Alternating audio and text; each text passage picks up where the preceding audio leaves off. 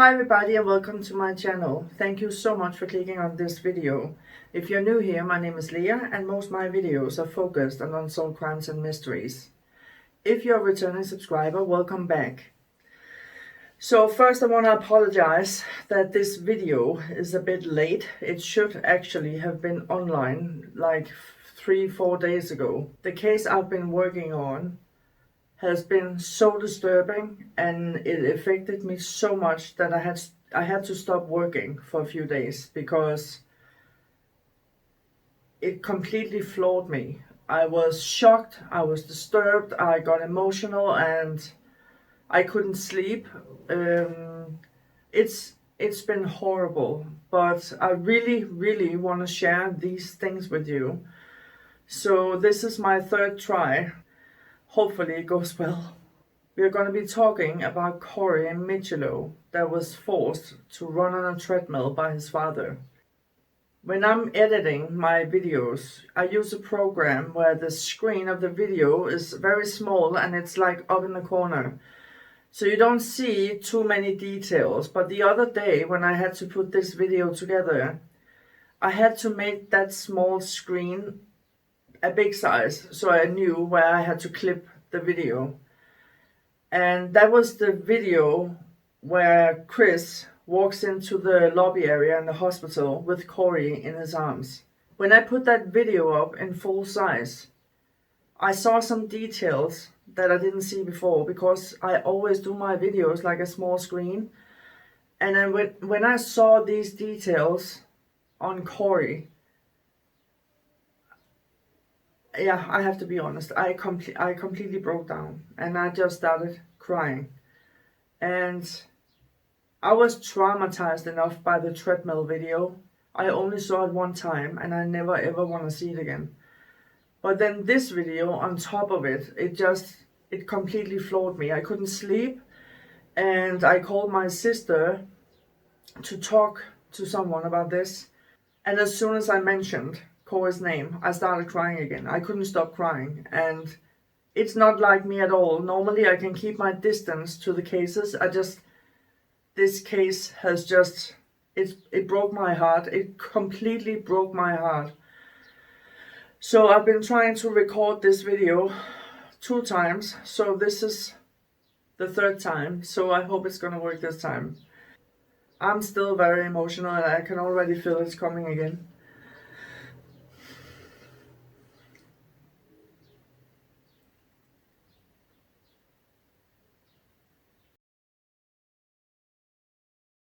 But I think I'm going to be okay now. So the things I'm going to be talking about today is when Chris's parents gave their testimony. And the last part of the video is going to be the medical examiner that explained all Corey's bruises and injuries on the inside and the outside of his body. I've been watching Chris's parents' testimony over and over and over to really study their facial expressions, their body language. I've been listening to what they're saying over and over and over, trying to figure out what's going on here, because I feel like they're really sketchy. And I think I know what they're doing and what's going on here. You know, through the whole trial, it looked like Chris has Botox in his entire face. He's not moving a muscle. There's no emotions from him whatsoever at all. But as soon as his father's name is mentioned and he enters the courtroom, Chris is looking for him and he's smiling. And I think Chris got his controlling behavior from his dad. Because it seems like the only person that Chris really respects is his dad. He is smiling when he walks into the courtroom.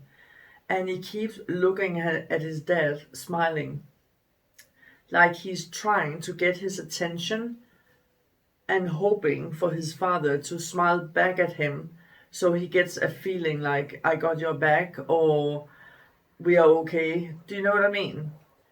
But I noticed that David Greger, his father, he hardly looks at Chris at all. I wouldn't even be surprised if he didn't visit him in prison at all. because I feel like Chris is acting like he didn't see his dad for a long time. He's looking for that, is it called recognition? He wants the approval from his dad. But as soon as Chris realizes he's not getting what he wants because his dad is not smiling at him and he's hardly looking at him at all through the whole testimony. And when Chris realizes that, that smile is gone and his father gets to see his true face. He's back to being that ice cold man. There's no feelings whatsoever. Do you solemnly swear or affirm the testimony you're about to give in the testimony the truth, the whole truth, and nothing but the truth? I do. Have a seat, please. Please state your full name and spell your last. David Gregor. G-R-E-G-O-R. Thank you, Judge. How are you, Mr. Gregor? Hanging in there. Okay. Are you married? I am. Okay. And what's your wife's name? Carolyn. Do you have children? I have 4. Okay. And can you tell us who they are? My oldest son is David. He's 35. The next in line is Kimberly. She's 32. Then it's Christopher. And then my son Daniel's 28. Okay. Now, how old is Christopher? Born in 92, so it's 31. I know the birth dates. I have to do the math on the ages. It constantly changes. So I'm going to direct you to August of 2017. In August of 2017, did you know of Rebecca or Brianna or Corey MICCIOLO? I didn't at that time. There did. Okay. And do you recall when that was? Corey's first visit was in the beginning of August of 2019.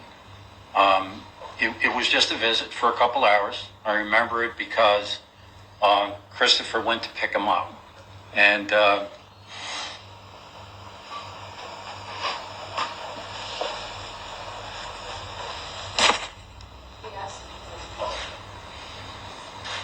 it was a big day for us.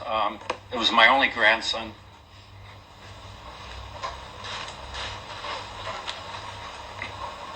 He came for a couple-hour visit, and the preparation of everything at the house was about Corey. I remember going through I had 4 children, they all played sports, so I was going through all the old equipment now that the children were older and pulling out all kinds of balls and baseballs and footballs. And So, you met him at that time. no, I don't.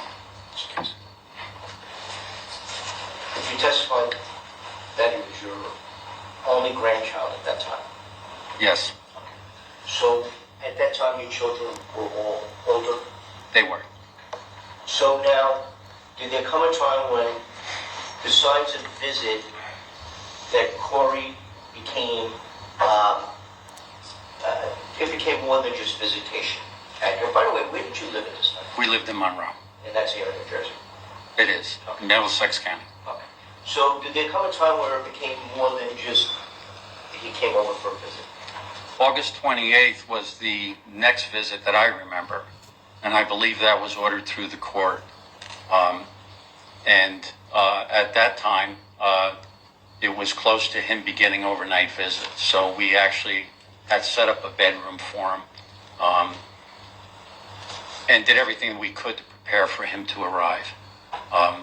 But there was so much more than just the tangible things to get ready, because there became some serious discussion in terms of what we needed to do to prepare for him based on the dialogue that I had had with his grandmother. And I think what's going on is that David Gregor is a highly decorated trooper. He's retired, but he's very high decorated. What Chris did to Corey and that treadmill video is all over the internet. Everyone has seen it. Their friends, their family, and probably also David Gregor's old police colleagues. Can you imagine what that did to his reputation? If he's a highly decorated trooper, how much respect do you think his colleagues have for him now? How many of his colleagues and friends do you think have called him and confronted him with what his son did? So is it possible that David Greger is just a little bit angry with Chris? And another thing that really messed up their family was when Chris called his parents, completely hysterical according to them, and told the parents that Corey passed away. And Chris is shouting in the phone, what did she do to him? What did she do to him? Like hinting that Brianna is the one that hurt Corey. Chris's parents, they believe Chris. So Chris's parents, they drive to the hospital, calls the police, and asks them to start an investigation. And Chris's father tells the police that this was an unintended death. Like Brianna hurt Corey and he passed away, but it was not planned. So it was an unintended death. But when they're in the trial, Chris's father suddenly doesn't remember what statement he made. He's a highly decorated trooper. He knows everything about police investigation, everything. And he doesn't remember his statement. He doesn't remember he told the police it was an unintended death. So you actually called the Stafford Township Police Department at about what time? I don't recall the time. Okay, but you were on your way down to the hospital when you called, right? It was. And when you called while you were on your way down to the hospital, you called this in as a unintended death? I didn't use that terminology. Didn't you tell Detective Mitchell in a statement that you gave to him that you called it in because it was an unintended death? Again, I'm not sure where that terminology is coming from. Well, didn't you say that you were aware of the terminology because of your experience in law enforcement? I don't believe I used unattended death. What I described to the detective was that, well, I described what was relayed to me from Christopher, and that Christopher was at the hospital when Corey passed. I'm not sure the words, I know what unintended death is, but I don't know that I ever used those words. Okay. So, You say unintended or unintended. Unintended. I didn't know you said Unattended. UNI. A. Unattended, yeah.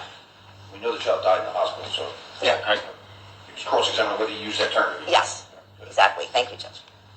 And when they give him a copy of his own statement, it doesn't even look like he's reading. He's just staring at the paper, trying to figure out what to say. And the judge actually asks him, do you think you were confused? That you didn't mean to say unintended death? Maybe you said unattended death. And he says, I don't remember saying any of those words. And the judge says, no, because unattended death is impossible because Corey died in the hospital surrounded by people. He did say unintended. He's just trying to pull back the statement because now it's not about Brianna anymore, it's about his own son. He's a high decorated trooper. He knows exactly what he's doing. And the judge asked him, do you remember your statement to Detective Mitchell? And Chris's father says, yeah. And it was a very long statement. And the judge asks him, were you truthful? I was like, and he said, as truthful as I can be. What does that mean? They're covering up something because in the beginning they thought that Brianna did this because they believed Chris. So they said many things that's now incriminating to their son. So they're trying to pull back their statements by using the classic one. I don't remember. I don't remember. I don't remember.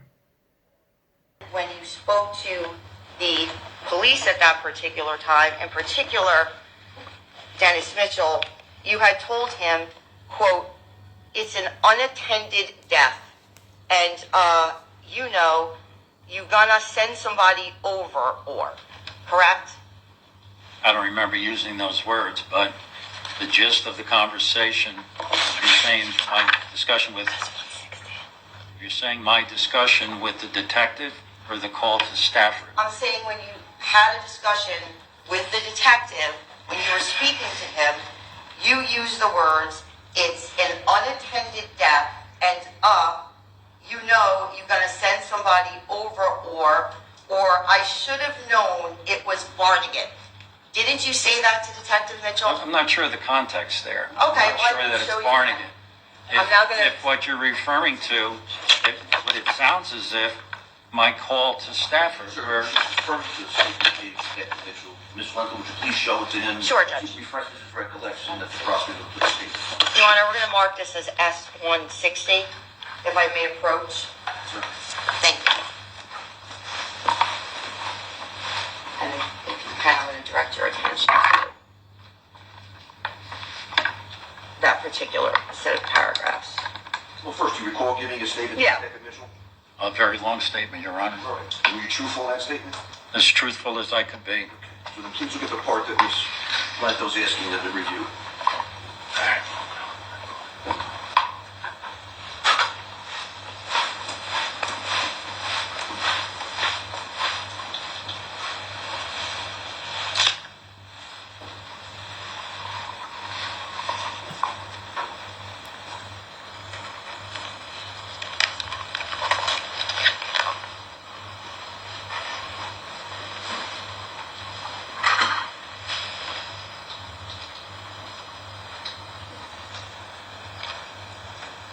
What's the question, Ms. Lanto? Okay. So did you recall? So it's possible I used the word. What I was referring to in the gist of the whole conversation here was that the police weren't there and that my grandson had just passed away. And are they sending someone to the hospital? Right. And you used the words, it's an unattended death, correct? That was the question. Well, that's what it says. And if that's what I said, I don't remember saying it. Okay. Thank you, Judge. No further questions. Thank you. One second.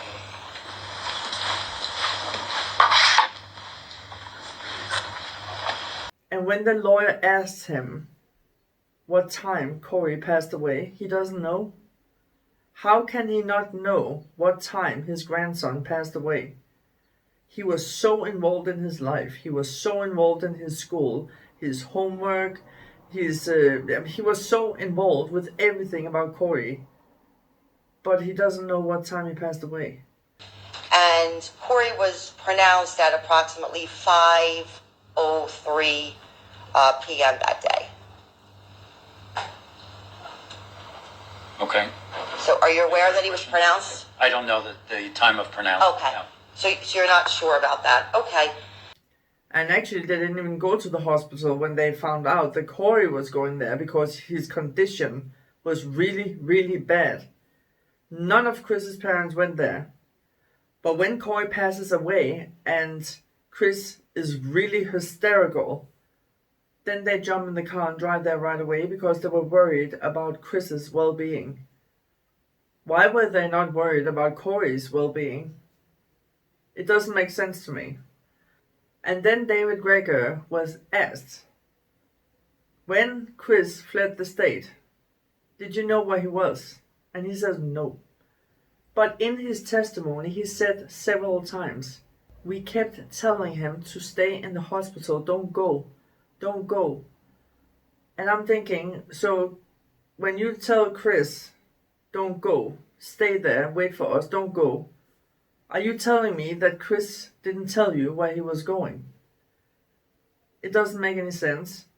And if so, that he just said, I'm gonna leave, and he didn't tell his parents where he were going, he spoke to his parents later the same night where they were making plans about taking care of his dog because he was leaving. So that's the second time in one day that Chris says he's leaving, and you're telling me that his parents, they didn't know where he was going. Am I the only one not buying that story? I think they knew exactly where he was. Did you ever speak with Christopher about taking care of his dog? Yes. And when was that? We didn't speak. It was a text. When was that? That was the night that Cora passed. So on the 2nd. Yes. Do you recall about what time that was? No. No further questions. Thank you, Mr. Shaw. And there's one thing that's been really annoying, because I never found an answer to this. It was said in every single article I've read about this horrible case that Chris fled the state and he didn't return until 3 months after. Every time I look it up online, it looks like when Corey passed away, Chris left the hospital and he didn't return until after 3 months. But when his mother Carolyn testifies, she said he come back Easter Sunday, which was 2 days after. It doesn't make sense. Unless the 3 months he was gone was a completely different time. I just couldn't find it anywhere. Miss Schroen just said that your son was in Tennessee at the time. I'm sorry, yes. And were you part of making any arrangements No. for him to come back? No. Come back? He did. Was it the next day? It was the 4th. He was home the 4th. And he was in your home? In my home. And did you physically look at him and see him? I did. Touch him? Yes. So it was him? It was him. Thank you. Thank you, Frederick. And when Chris's mother took the stand, I felt like through her whole testimony she was smirking. I think it was so inappropriate. She actually looked like she was smirking. And I was like, why are you smirking? And then she made a comment. Wow, I got really, really upset. I was flying through the roof. The lawyer asked her, did you see the treadmill video? She said no, but I saw Corey 2 days after he fell on the treadmill. And he was running around, he was fine. He didn't seem traumatized at all about that treadmill. I was like, if you had watched that video, you would have known that your grandson was extremely traumatized from that treadmill incident. How can she say that? Wouldn't it be important for the detectives looking into Corey's death to know that just days prior he told you that he fell from a treadmill? No, because when we saw him on the 22nd, he was fine. He was running around. He was not traumatized by falling off the treadmill or falling on the treadmill. In your opinion, right? My opinion, Yes my or no? husband's, Yes or no? Your opinion. in my opinion, yes. Now, as you sit here today, you have never seen the video of the treadmill, right? Yes.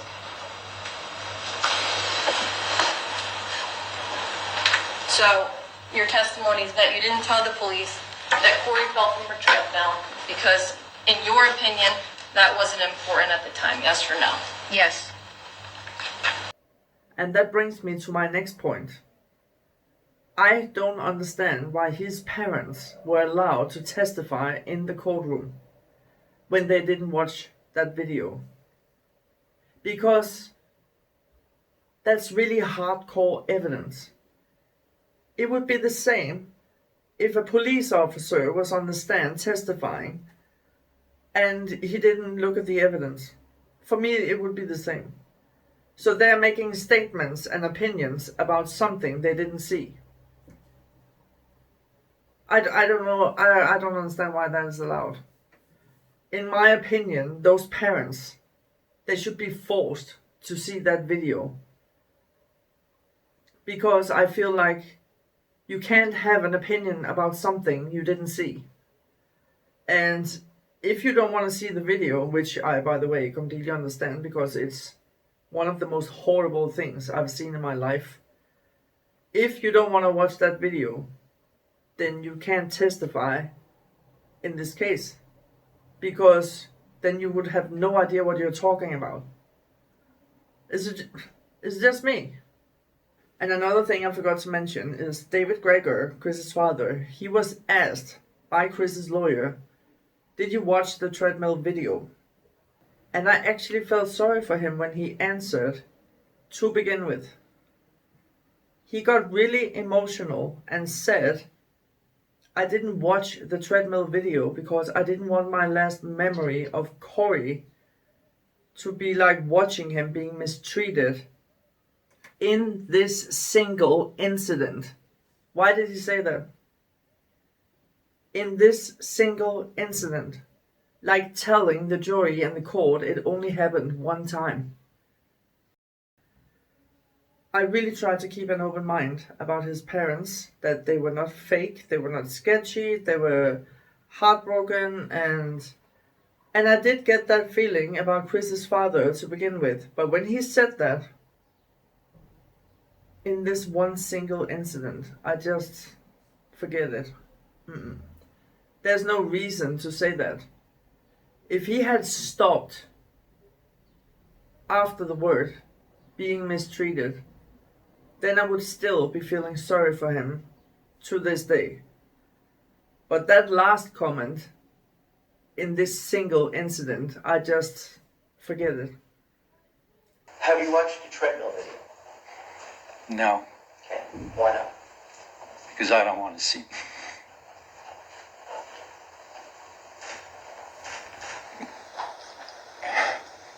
I don't want that to be my remembrance of Corey, that he was mistreated in that single instance on the treadmill.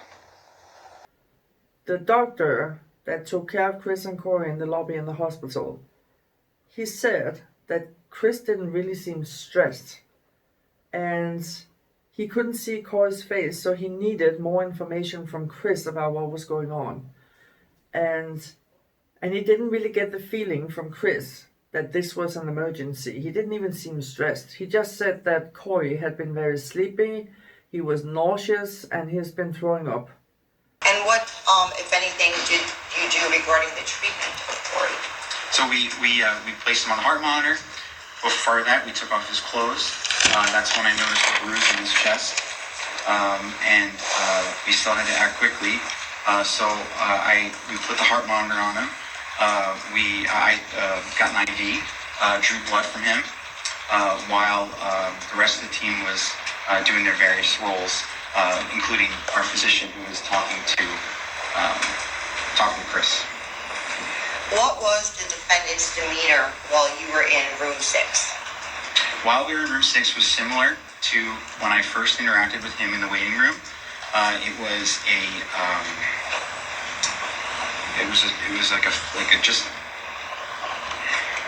I would say it was a clinical aspect in that he was describing what was going on without much more difference than anyone else would, regardless of their role with the person. So he was conveying information, but there wasn't much more than that. And after you drew blood from Corey, where did you go after that? Well, Corey required a lot of attention, so we still had an emergency room to run. So I told the charge nurse, I'll take the charge phone, which handles the ambulances. You focus on this. So I handled the charge nurse and the triage phone, and I went to various things throughout the ER while everyone worked on Corey. He was like an all hands on deck type of situation. Was Corey's father inside room 6 when you first saw Corey? Yes. Did you speak to Corey's father? Yes. Did you learn his name? Yes. What was Corey's father's name? Chris Gregor. What were your immediate observations of Corey's condition in room 6 at the emergency room? Corey was very lethargic, pale. He was very sick. Were vital signs taken? Temperature was 96.9, I believe. And what about blood? Was that drawn? Yes. Corey's body temperature was lower than you would expect at 96.9 degrees. Carnival answered questions about Chris Greger's demeanor that day and the condition of Corey's body. What was the defendant's demeanor? He showed lack of emotion, emotionless. While you were in room 6, who else was present in the room? Dr. Pichotti and other nursing staff. And what about Nurse Doyle? Yes, And did he stay in the whole room or did he leave? he left. And when you observed Corey in room 6, did you see any bruising on his body? Yes, we did. Can you tell the jurors what bruising you observed? I observed a bruise on his chest, a bruise under his chin, and one on his temple, his left side temple. While you were in room 6, did medical staff speak to the defendant about a case history relating to Corey? Yes, we did. And what did the defendant say about the bruising?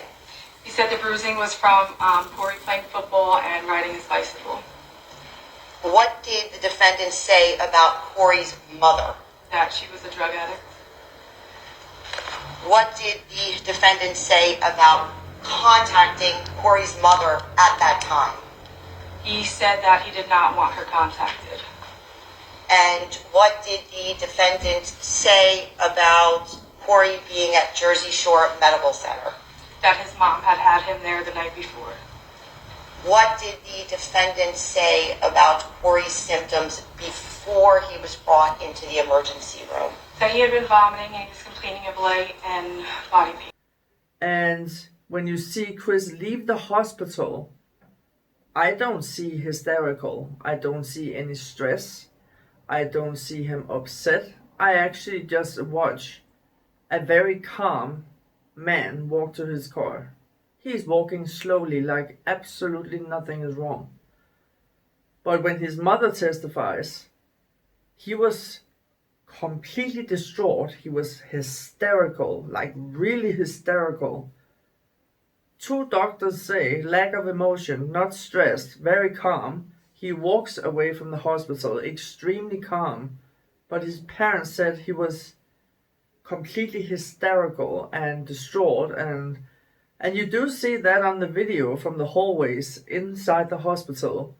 I think it was outside Corey's room actually, where he's like crying and bending over the chair and like really acting really upset. Are we buying that? Because I'm like, if he was distraught in that moment, if he was really upset, I honestly don't believe he was upset about Corey. I think he was terrified that they were going to find out that he did this to Corey and he was going to get arrested. And that's why he left the hospital. That's what I think. I think it had nothing to do with Corey. And that's actually also one of the things that hit me really hard, is knowing that that small baby boy, he was on the exam table in room 6 fighting for his life. The doctors were fighting to save Corey, and his dad just walks out of the hospital and drives off. How can you just leave your child there to die alone among strangers? It's just this whole case is just pure evil. It's so evil.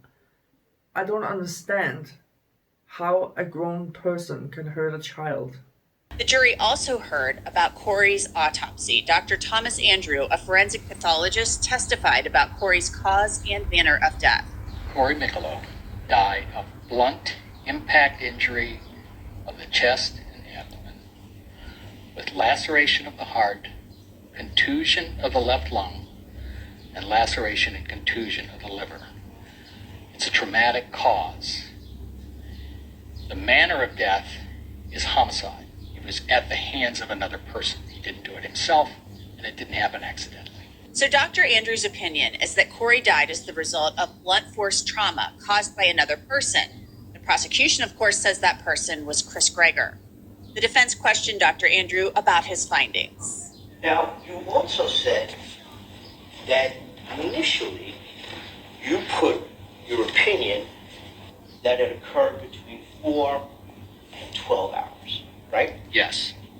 And then you changed your opinion based upon certain things that you were given afterwards, right? Incorrect. Okay. I did not change my opinion. My opinion was amended or modified on the basis of new information. The basic opinion was still the same. The time frame was narrowed because of additional evidence that suggested that he couldn't have possibly have sustained those injuries prior to 9 o'clock. So now when you met with Detective Mitchell and you met with Miss Lendo, did they discuss with you that if you put it between the 4 and 12-hour period, that he would have actually been in the care of his mother for some of that time? Well, I knew that he did not get dropped off for custodial care to his father until 9 o'clock. So whether or not they mentioned it, I knew that that was the case. So now you're stating that you saw a 33-second video of a child speaking to his mother. By the way, is that diagnostic or not diagnostic? It certainly aids in the diagnosis. It is not diagnostic in and of itself. However, a child is not going to respond in that fashion if he or she has already sustained those ultimately lethal injuries. Dr. Andrews was steadfast that Corey's death was not the result of sepsis. Did you make any findings regarding sepsis or infection? Once again, that issue came up on the initial examination. And based not only on the autopsy findings, but my review of the medical records, there's zero, not one scintilla of evidence of sepsis or any other infectious process in Corey's autopsy.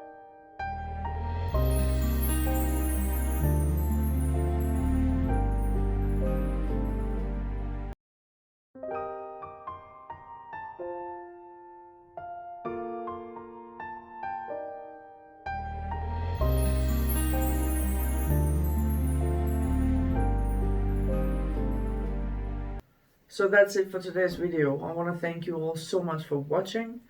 Please let me know in the comment section down below what you think. And then I want to apologize for getting a bit emotional, but this case is really getting to me. But until the next one, take care and stay safe. Bye.